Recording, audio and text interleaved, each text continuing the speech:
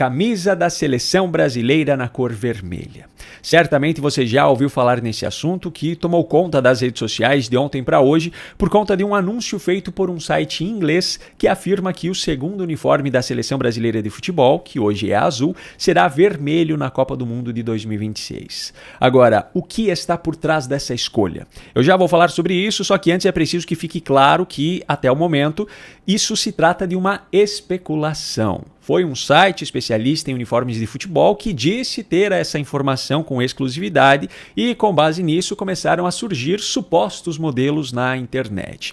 Também não acho que esse assunto surgiria do nada, mas o fato é que a CBF, até o momento, não confirmou nada, mas também não fez questão nenhuma de negar os boatos, o que já diz muita coisa. Enfim, o que poderia levar a seleção a usar um uniforme vermelho? O que está por trás dessa história? O primeiro ponto que eu levanto aqui é o seguinte: o uniforme de uma seleção de futebol precisa ser das cores da bandeira desse país? Não, os uniformes geralmente são feitos de acordo com as cores das federações de futebol. É por isso que, por exemplo, a bandeira do Japão é branca e vermelha, mas o uniforme principal da seleção japonesa é azul. A bandeira da Itália é verde, branca e vermelha, mas o uniforme principal da seleção italiana também é azul. Só que no caso do Brasil, as cores da Confederação Brasileira de Futebol são as mesmas cores da bandeira nacional: verde, amarelo, azul e branco. Por isso que o uniforme da seleção brasileira é nessas cores. O próprio estatuto da CBF determina isso, exceto quando houver autorização da diretoria. Ou seja, a marca que fornece os uniformes pode até sugerir a cor que ela quiser, mas ela só seria utilizada depois da aprovação da diretoria da CBF. Portanto, se o Brasil usar um uniforme vermelho, é porque a atual diretoria da CBF deu autorização para isso. A responsabilidade é deles. O segundo ponto que eu levanto aqui é o comercial. A marca fornecedora dos uniformes naturalmente tentará explorar os seus produtos comercialmente. Ao lançar uma nova camisa para um time ou seleção, ela busca vender muitas unidades. Existem, por exemplo, modelos comemorativos em homenagem a algum acontecimento ou alguém específico. Só que no caso do Brasil não há absolutamente nada de comemorativo que remeta à cor vermelha, então não faria sentido nenhum nesse caso. E acima de tudo, independentemente do interesse comercial da marca, tudo precisa passar pela autorização da diretoria da CBF. Então, se a marca destrói a identidade do país, por exemplo, para tentar ganhar mais dinheiro, ela só faz isso com a autorização da CBF. Volto a dizer, a responsabilidade é deles. Agora, se não há nada de comemorativo que remeta à cor vermelha no Brasil, que outro interesse comercial a marca poderia ter nessa cor? É aqui que entra o terceiro ponto que eu levanto aqui: o político. A narrativa que se vende, tanto aqui dentro do Brasil quanto lá fora hoje, é a de que o nosso país está polarizado. O ano de 2026, além da Copa do Mundo de futebol, também terá eleições presidenciais no Brasil. Um dos espectros políticos dessa tal polarização já adotou as cores verde e amarela como sua identidade, em função das cores da própria bandeira do Brasil, e a camisa da seleção brasileira de futebol se encaixou nesse contexto.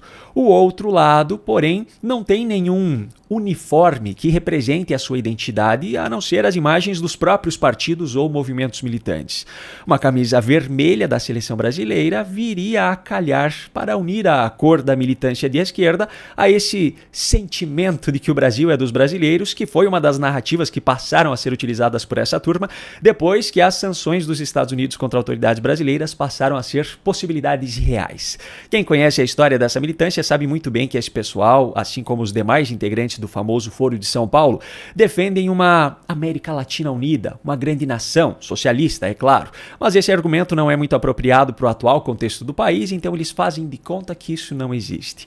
Enfim, o fato é que, para Lula e para o PT, uma camisa vermelha da seleção brasileira seria um ótimo símbolo para reforçar sua identidade e suas narrativas na campanha de 2026, e ainda por cima, mesmo que de forma subliminar, isso ajuda a enfraquecer a nossa identidade como nação, um processo indispensável para quem quer assumir de vez o controle sobre um território. Levando tudo isso em conta, na minha visão, não há possibilidade de que essa ideia de uma camisa vermelha tenha surgido na marca fornecedora sem um dedo político de quem está hoje no comando do país. Agora, lembra do que eu falei anteriormente aqui e insisti em repetir? Tudo isso só vai para frente com a aprovação da diretoria da CBF. A responsabilidade é deles.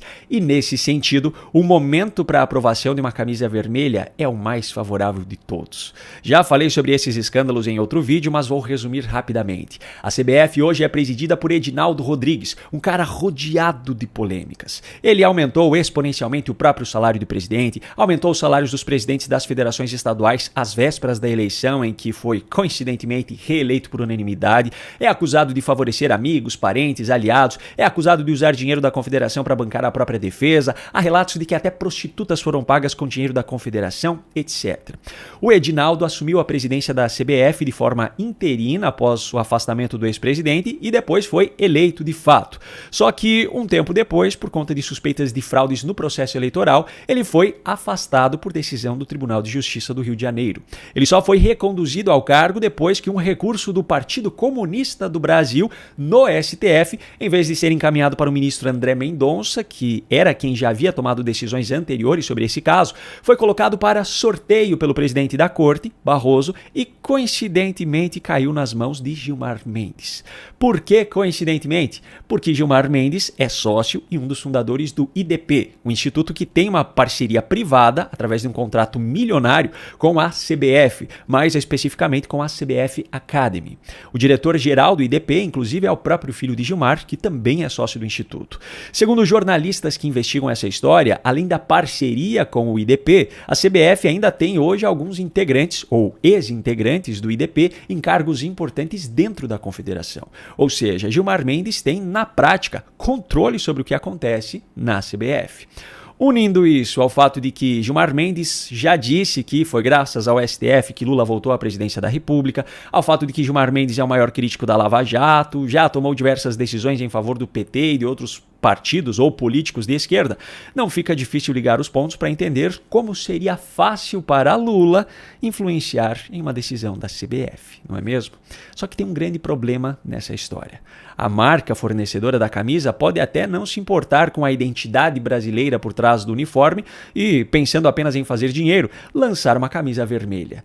Só que o pessoal que tem interesse político por trás disso não contou para a marca que fantasma não compra camisa. Misteriosamente, aquela metade da população brasileira que vota no PT e que defende suas pautas, como a oposição à anistia aos presos do 8 de janeiro, não aparece nas ruas quando é convocada pelos seus líderes. Enquanto isso, o pessoal que veste verde e amarelo faz com que imagens como essas sejam registradas. Será que, ao descobrir a verdade, a marca ainda insistirá na ideia de fazer uma camisa vermelha? Bom, se isso acontecerá, eu não sei, mas o fato é que aqui no Brasil a relação de amor entre o governo Lula e a imprensa militante está cada vez mais estremecida. Os mais de 300 milhões de reais destinados pelo governo Lula ao Grupo Globo nesse atual mandato parecem estar sendo cada vez menos convincentes para que os seus pseudojornalistas militantes passem pano para o governo. A bola da vez é o escândalo do INSS. Ao falar sobre isso, um dos maiores nomes da militância dentro da Globo News, Natuzaneri, largou os pés no peito de Carlos Lupe, ministro da Previdência, mas não conseguiu esconder a parcela de culpa do presidente Lula nessa história. Veja só. Em avaliação, o ministro da Previdência perdeu todas as condições de permanecer no cargo. E aqui eu não estou fazendo antecipação de juízo de valor sobre o que ele sabia ou o que ele não sabia da história, mas foi incompetente. Ah, mas Natuza não começou com ele, começou em 2019, mas a Ana Flor falava aqui, e eu vou repisar, o volume de descontos explodiu em 2023, de 22 para 23.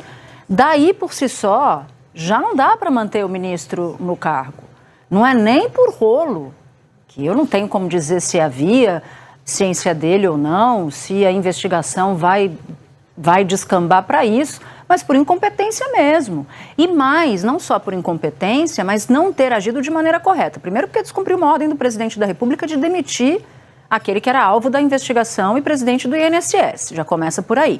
Em segundo lugar, porque ninguém sabe onde essa investigação vai dar. Essa é uma investigação clássica, como se diz, de uma comissão parlamentar de inquérito. Você sabe como começa, não sabe como termina. E você não sabe quem está com a mão suja nessa história. Então é o seguinte, atingiu algo grave, são os aposentados, é roubo de dinheiro de aposentado, de pensionista. Gente que não tem condição, que muitas vezes não tem condição de ir a uma agência do INSS. Então, o governo, que num primeiro momento, insisto, agiu de maneira correta, foi diligente, agora me parece que está dormindo no ponto. Natuza, mas tem um problema de coalizão partidária, porque o PDT, eu concordo que há. E o governo não pode ficar vendendo assim partidos, porque os que têm e que são mais próximos, porque são da centro-esquerda, precisam de cuidado. Mas vai respingar no próprio Palácio do Planalto, se o governo demorar a agir. Então, acho que pode dormir no ponto, acho que está dormindo no ponto. E Lupe não tem condição de ficar. Eu não sei que atestados ele terá ao longo desse processo, no final dessa história, mas de incompetência, esse atestado já é dele. E aí, será que uma turbinada no orçamento seria capaz de resgatar a chama da paixão entre o governo Lula e a Globo? Ou será que a Globo já fez a fila andar e decidiu partir para um novo amor?